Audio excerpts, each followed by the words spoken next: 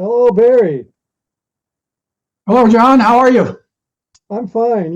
Today's discussion was motivated in part by the fact that I keep getting confused by the different articles about our unsustainable national debt. They go back and forth between using the debt owned by the public or owed by the public to the public and the gross debt. And so perhaps we should clarify that to our viewers.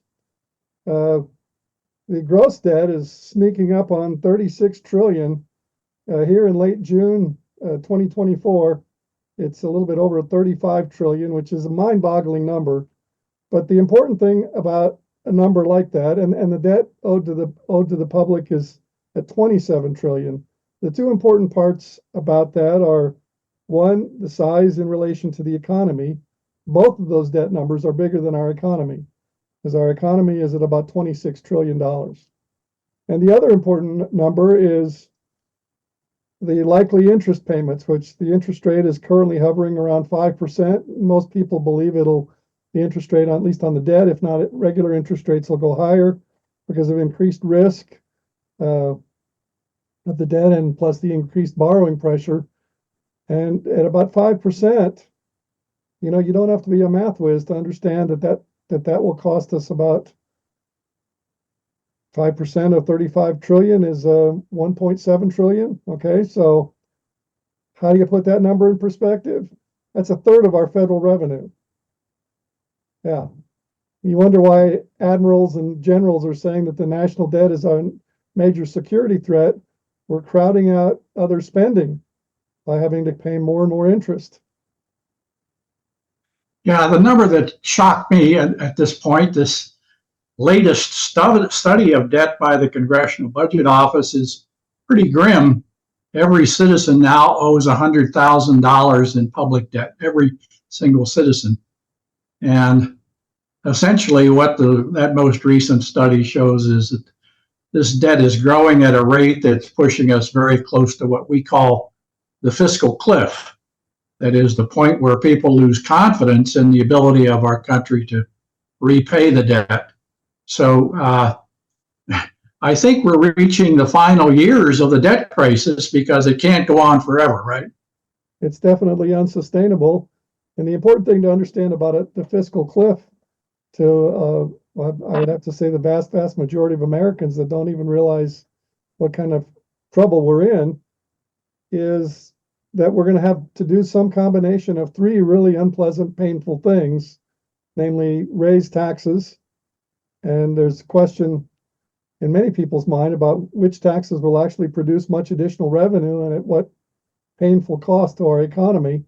So that's an important subject for us here at the Institute for Objective Policy Assessment to be studying which taxes are actually likely to produce much additional revenue, and whether it's through a tax increase or decrease that additional revenue is likely to be realized. And the second thing that's likely or a dangerous thing when we're at the fiscal cliff is the possibility that the Federal Reserve will print money in order to keep the federal government from defaulting on the debt.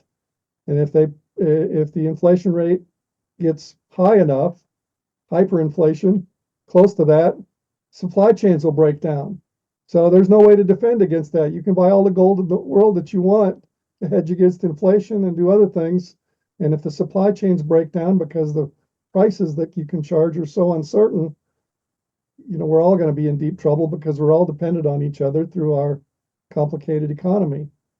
And then the other possibility, of course, is spending cuts. And as you know, no politician likes to even discuss them, especially anything specific that your next election opponent can use against you. So, we're in an the emperor has no clothes kind of a situation for those who remember that fairy tale, that fable. Nobody wants to point out that we need to cut a lot of things, and we need to be prepared to cut them so we don't do it haphazardly in a frenzied situation.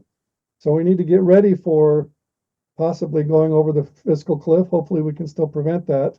But we need to be ready so we won't get ourselves in a number of problems, financial problems, the world losing confidence in the dollar, and then difficulty defending ourselves because nobody will lend us money unfavorable terms in a national emergency. Yeah, the thing that strikes me, John, is that we've given up what used to be called the good old fiscal religion of balanced budgets. And for centuries in this country, it was accepted that the federal government should balance its budget. And I think the idea was that we might have emergencies, a war. And in every war, of course, we do incur deficits and accumulate debt. But for centuries, the idea was that when you then have a peacetime, you generate surpluses and repay that debt. And I think this old concept of balancing the budget in the long term really continued well into the after the period after the Second World War. Even President Truman and Eisenhower both talked about how we had military spending, but we had to then offset that with surplus revenue so we could balance our budget. So, and I think the other thing that I think has really created a major problem for us is redefining emergency. It used to be the emergency was a military conflict that required massive spending, but now they define emergencies to cover just about anything. And of course, a lot of the things that are non-emergency things are shoveled into this military emergency category so they can spend it. And so I think that when you say cutting spending, I think one of the first things we need to rethink is emergency spending, because we've basically defined it to cover just about anything at this point. And so now what we do whenever we have a crisis, like the COVID or the financial crisis in 2009, we incur the deficits. And then, of course, after that's over, we continue to incur deficits. So now we have permanent deficits, permanent debt accumulation. And we've rejected the whole idea of balancing our budget in the long term. Yeah, a lot of people react to this with really simplistic things, thinking, hey, it's easy, just cut spending and raise taxes. But neither of those are nearly simple, because as I mentioned a minute ago, there's no guarantee that increasing a tax rate will increase revenue. And the other element, as you just pointed out with emergency spending, is, yeah, sure, we need to provide for emergencies when we cap spending growth, which we desperately need to do. But we need to carefully define exactly what we mean by an emergency and build in things like supermajorities to do what some people would call extraordinary spending, and others would not agree that there's anything extraordinary about it.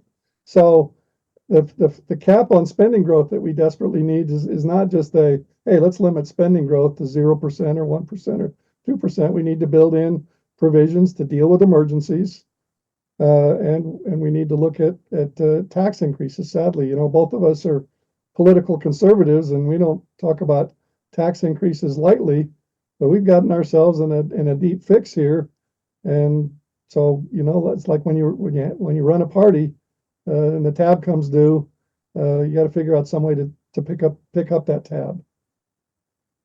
Well, what strikes me at this point in time is that you and I are the only ones talking about the debt crisis. There's almost no discussion of the debt crisis at the federal level. The electoral debates, the candidates, they basically don't even talk about it. They've thrown in the towel, and it's almost like, well, let's just continue muddling along until we hit the fiscal cliff. So somehow you and I need to get our discussion of the debt crisis out there in the public domain, because politicians, they don't even want to touch discussions of debt and cuts in spending and so forth. So and tax increases, all the things that they don't want to talk about. Yeah, well, that's one of the reasons that we started the Institute for Objective Policy Assessment, is to deal with that existential threat that George Will aptly described as a sleepwalk into a financial crisis. Almost no one is aware of it, and 99% of the people that are aware of it don't want to talk about it, because their political opponent will use any specificity in terms of spending cuts against them. It's very difficult to cut spending, but we've gotten ourselves in a situation where there will be spending cuts. What we're doing is unsustainable. The only question is whether we're ready to do them in a careful way that doesn't compromise our most important programs and our national defense. And well, we desperately need a cap on spending growth to have any hope of not going over the fiscal cliff. But I fear that the better option is to be ready to go over it because, well, we're likely to. And with that, I think we'll leave it till next week. Of course, the people viewing this, by the time they discover us, we may have piled up several of these, and so they can watch the next one here if they so choose. See you next week, Barry.